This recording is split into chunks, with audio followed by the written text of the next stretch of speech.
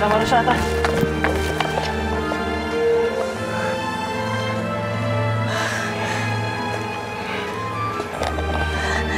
Tama ang hula mo, Alexi.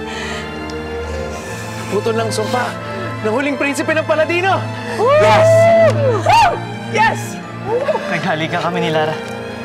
Siya ang nagligtas sa akin. Si Lara. Alexi, ano na nangyari kay Lara? Magkikita pa ba kami? Huwag mo manang isipin yan. Ngayong nandito ka na sa Paladino, mas marami ka pang dapat pagtuunan ng pansin.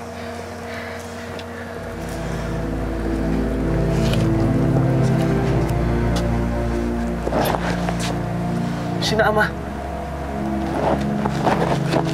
Prinsipe Almiro, sandali!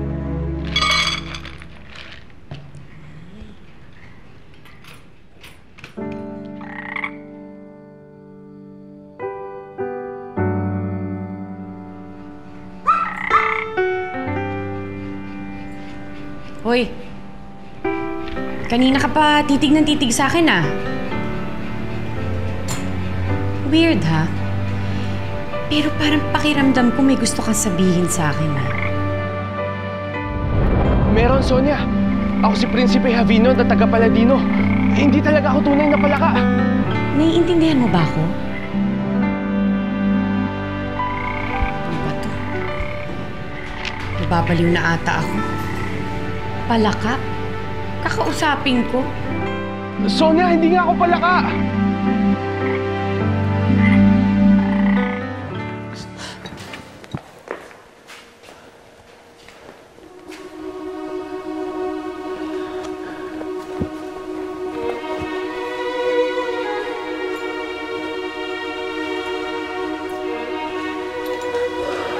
Ama. Alexi. Tulungan mo si Amang Hari. Ibalik mo siya sa dati niyang anyo.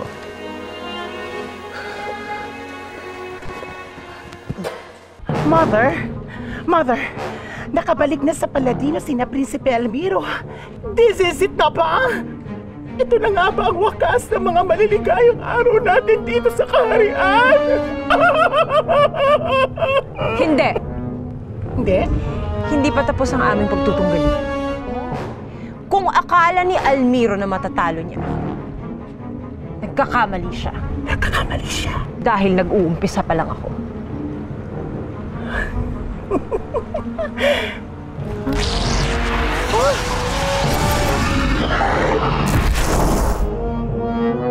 Ay! Bongga!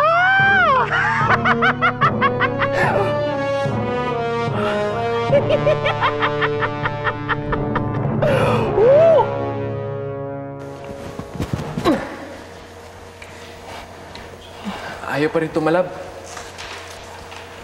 Ang pagkakaalam ko, ang sariling diwani ng hari ang dapat bubuhay sa kanya.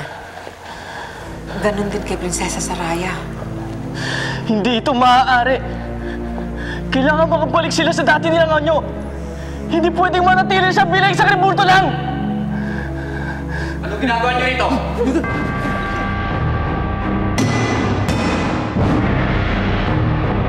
O ano, tara, let's go? Oo, ito na. Hi, Sonia. Kamusta ka na?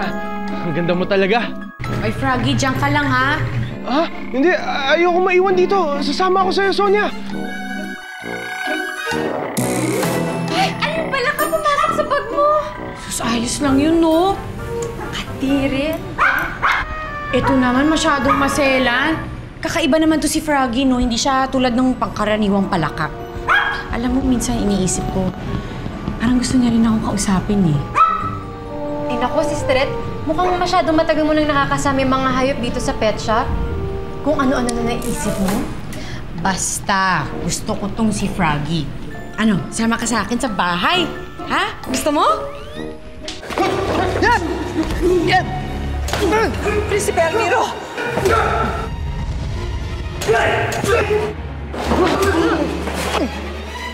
Ang lakas ng loob ninyo. Pangahas kayo pumasok sa kaharian ng aking ama. Sino naluto sa inyo? Tama na yan! Ah!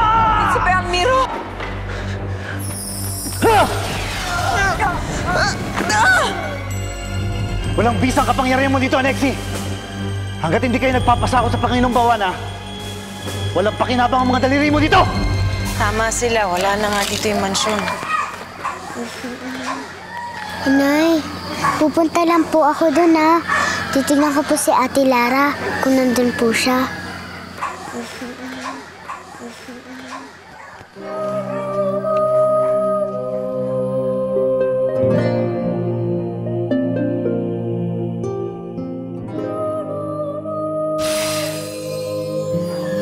Mariposa.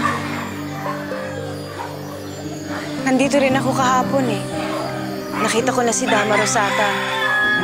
Natuntun ko na yung bahay ni Almiro, pero kinailangan kong umalis.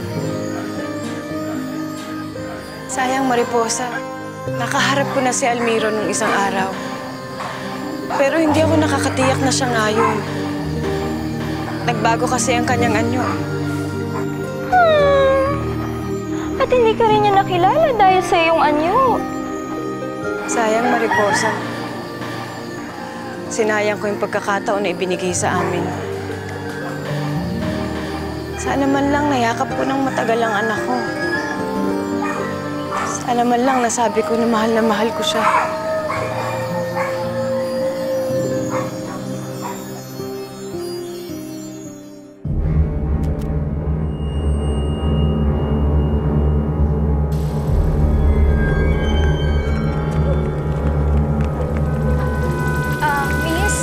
Nakita ka bang binatang matangkad na? Nay! Nay! Nay! Tignan mo!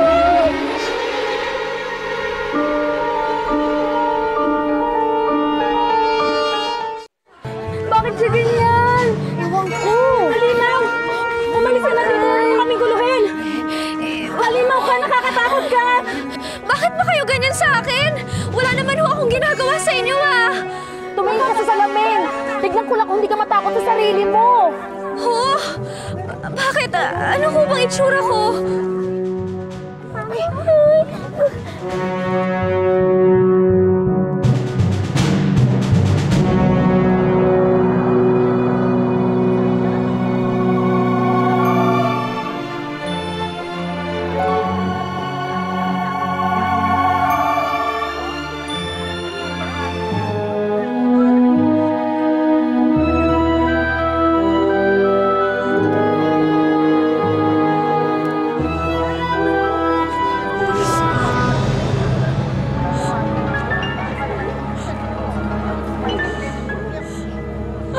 Sa akin? Bakit nagkaganito ang itsura ko? Bakit ako pumangit?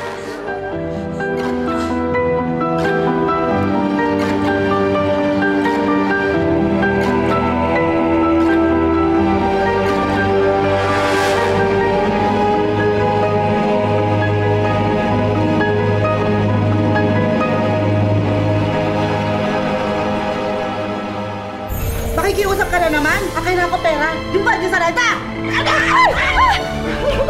Mini, mabuti nagising ka na. Sino ka? Alam kong mahirap paniwalaan. Pero ako si Lara. Ako yung kaibigan mo. Hindi mo kami pwedeng isuko kay Bawana. Alam mo naman kung anong gagawin niya sa amin eh. Eh di sana hindi na kayo bumalik dito sa Paladino. Gusto kong makita kung paano katunggali si Almiro. Gusto kong makita ang kanyang kakayahan at kung saan niya dadalhin ang laban na to. Kung hahayaan natin silang dalhin tayo kay Bawana, katapusan na natin ito.